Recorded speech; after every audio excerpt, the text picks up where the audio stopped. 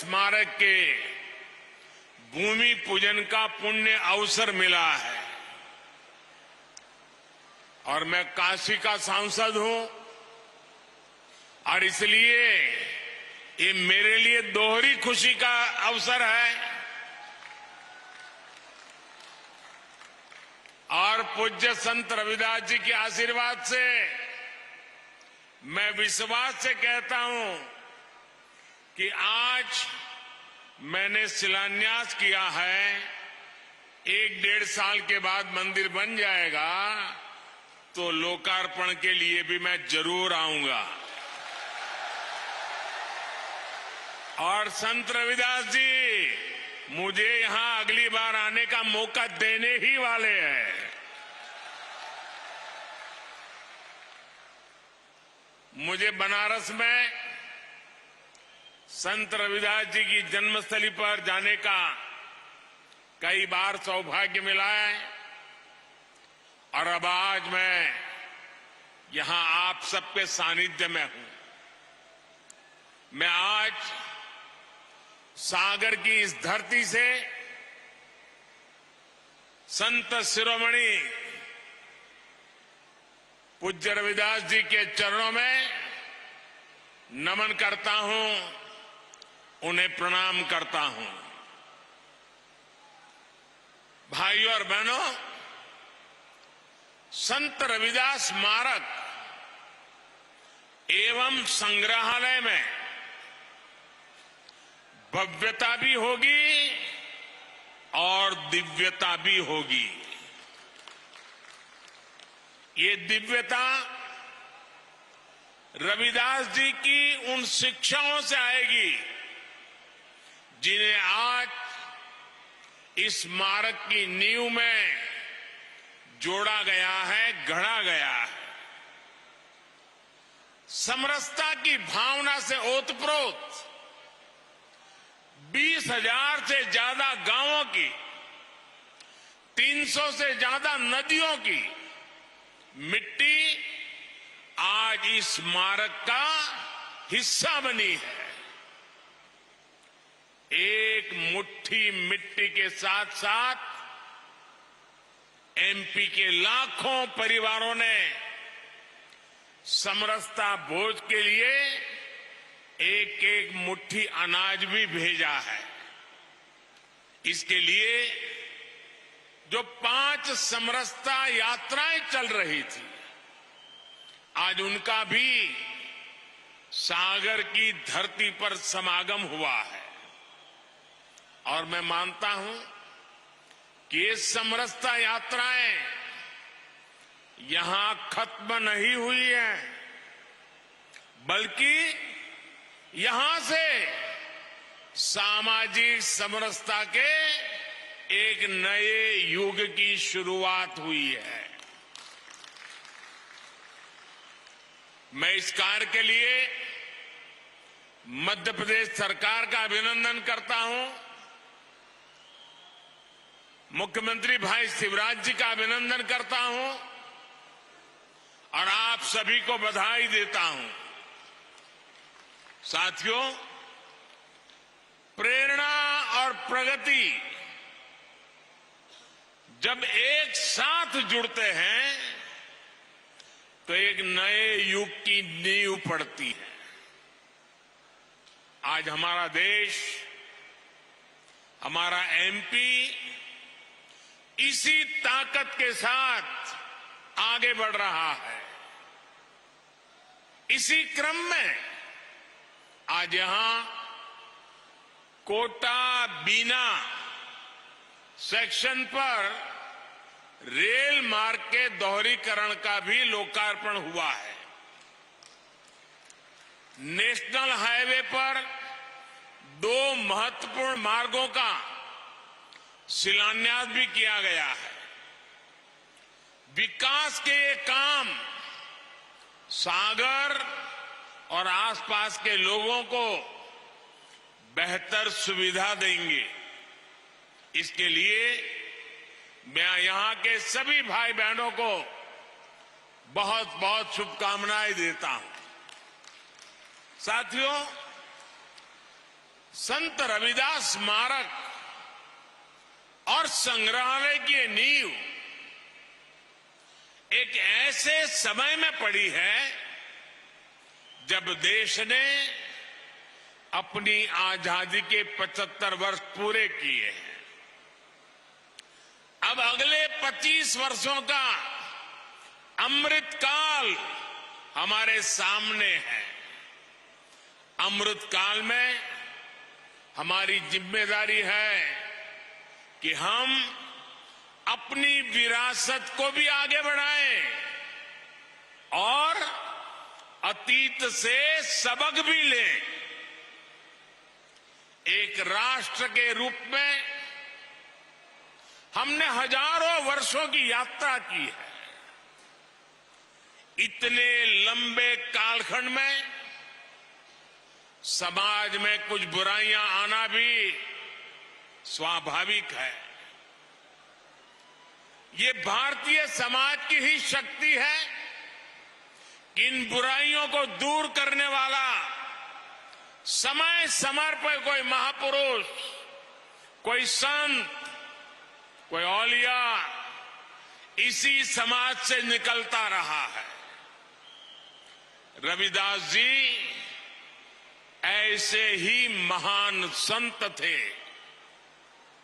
उन्होंने उस कालखंड में जन्म लिया था जब देश पर मुगलों का शासन था। समाज अस्थिरता, उत्पीड़न और अत्याचार से जूझ रहा था।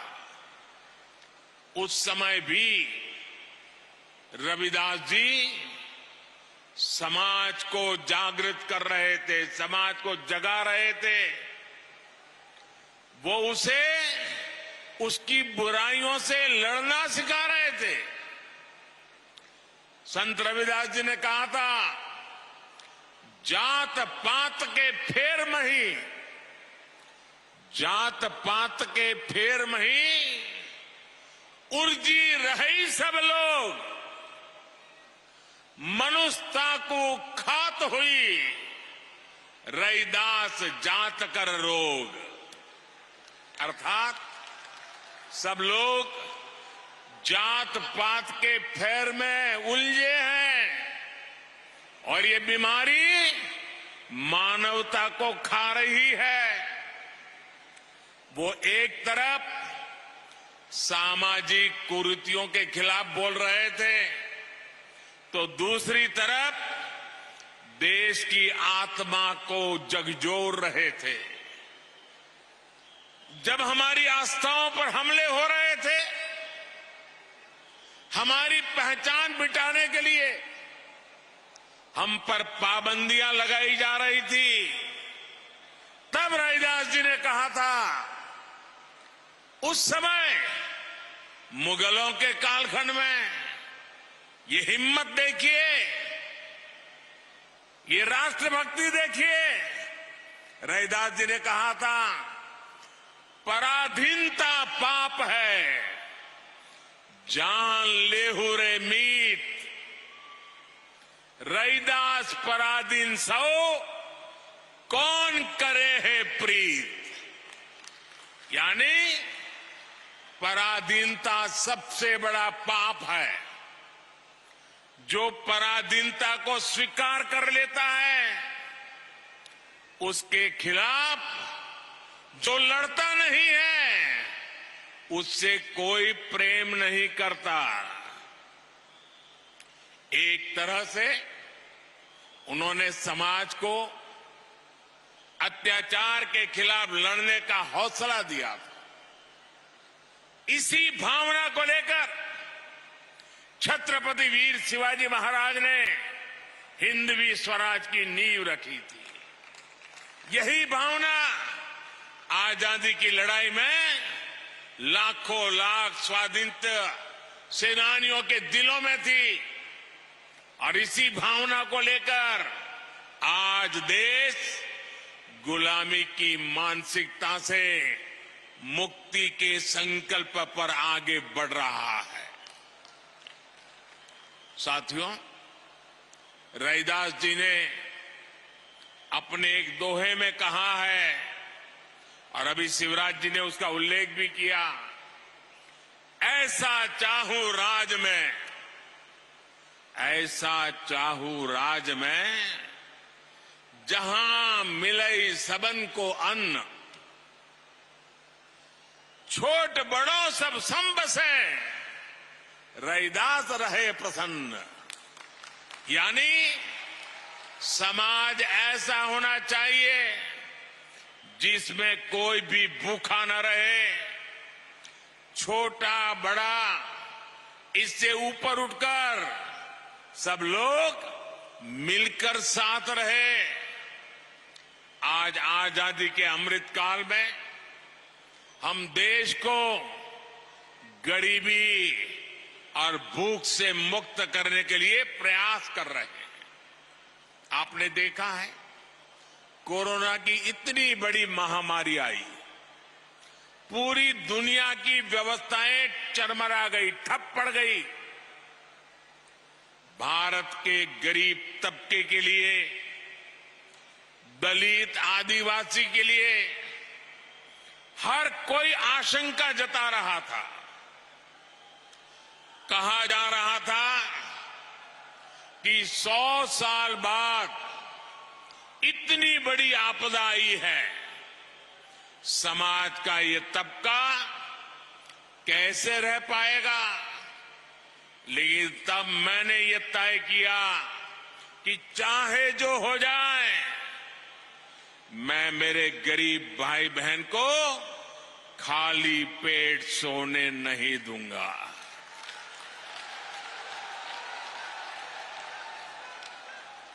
दोस्तों, मैं भली भांति जानता हूं कि भूखे रहने की तकलीफ क्या होती है। मैं जानता हूं कि गरीब का स्वाभिमान क्या होता है। मैं तो आपके ही परिवार का सदस्य हूं। आपका सुख दुख समझना मुझे किताबें नहीं ढूंढनी पड़ती।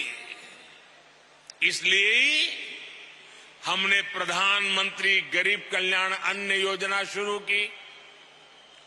80 करोड़ से ज्यादा लोगों को मुफ्त राशन सुनिश्चित किया। और आज देखिए, हमारे इन प्रयासों की तारीफ पूरी दुनिया में हो रही है। साथियों, आज देश गरीब कल्याण की जितनी भी बड़ी योजनाएं चला रहा है, उसका सबसे बड़ा लाभ दलित, पिछड़ा, आदिवासी समाज को ही हो रहा है। आप सब अच्छे से जानते हैं, पहले की सरकारों के समय जो योजनाएं आती थी, वो चुनावी मौसम के हिसाब से आती थी।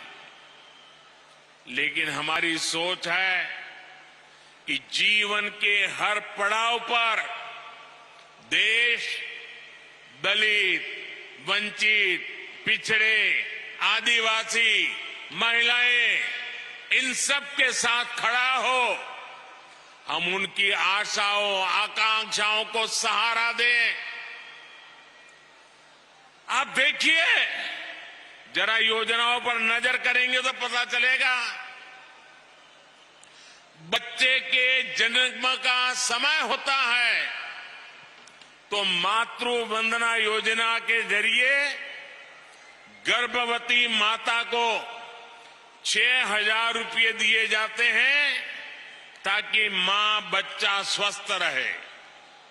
आप भी जानते हैं कि जन्म के बाद बच्चों को बीमारियों का, संक्रामक रोगों का खतरा होता है। गरीबी के कारण दलित, आदिवासी बस्तियों में इनकी सबसे ज्यादा मार होती है। आज नवजात बच्चों की पूरी सुरक्षा के लिए मिशन इंद्रधनुष चलाया जा रहा है। बच्चों को सभी बीमारियों से बचने के लिए टीका लगे, ये चिंता सरकार करती है। मुझे संतोष है कि बीते वर्षों में 5.5 करोड़ से अधिक माताओं और बच्चों का टीकाकरण किया जा चुका है। साथियों, आज हम देश के 7 करोड़ भाई बहनों को सिकल सेल एनीमिया से मुक्ति के लिए अभियान चला रहे हैं। देश को 2025 तक टीबी मुक्त बनाने के लिए काम हो रहा है। कालाजार और दिमागी बुखार का प्रकोप धीरे धीरे कम हो रहा है। इन बीमारियों से सबसे ज्यादा दलित, वंचित, गरीब परिवार वही इसके शिकार होते थे। इसी तरह अगर इलाज की जरूरत होती है तो आयुष्मान योजना के जरिए अस्पतालों में मुफ्त इलाज की व्यवस्था की गई है। लोग कहते हैं मोदी कार्ड मिल गया है, 5 लाख रुपए तक अगर कोई बीमारी को लेकर के बिल चुकाना है तो ये आपका बेटा कर देता है। साथियों, जीवन चक्र में पढ़ाई का बहुत महत्व है। आज देश में आदिवासी बच्चों की पढ़ाई के लिए अच्छे स्कूलों की व्यवस्था हो रही है। आदिवासी क्षेत्रों में 700 एकलव्य आवासीय स्कूल खोले जा रहे हैं। उन्हें सरकार पढ़ाई के लिए किताबें देती है, स्कॉलरशिप देती है। मिड डे मील की व्यवस्था को बेहतर बनाया जा रहा है ताकि बच्चों का अच्छा पोषण वाला खाना मिले।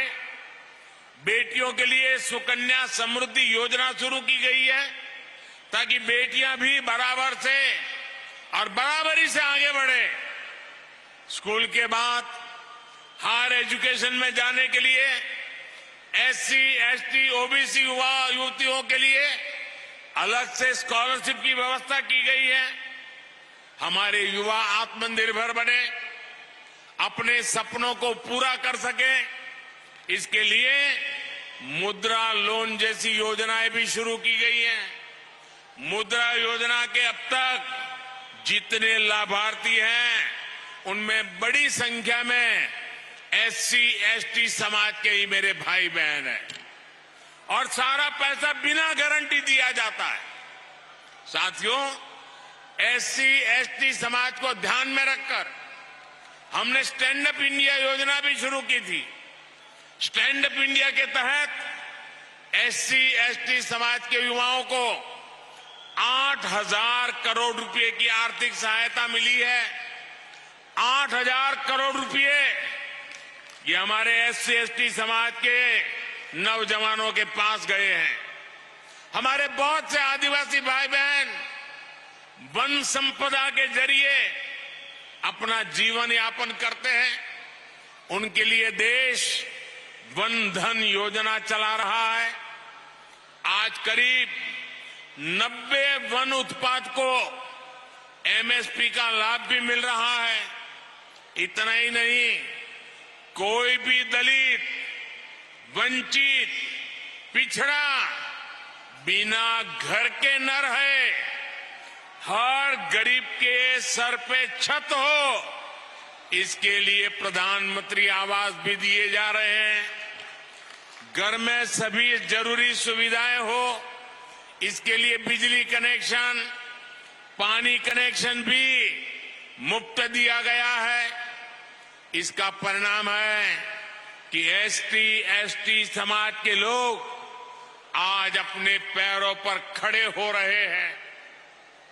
उन्हें बराबरी के साथ समाज में सही स्थान मिल रहा है।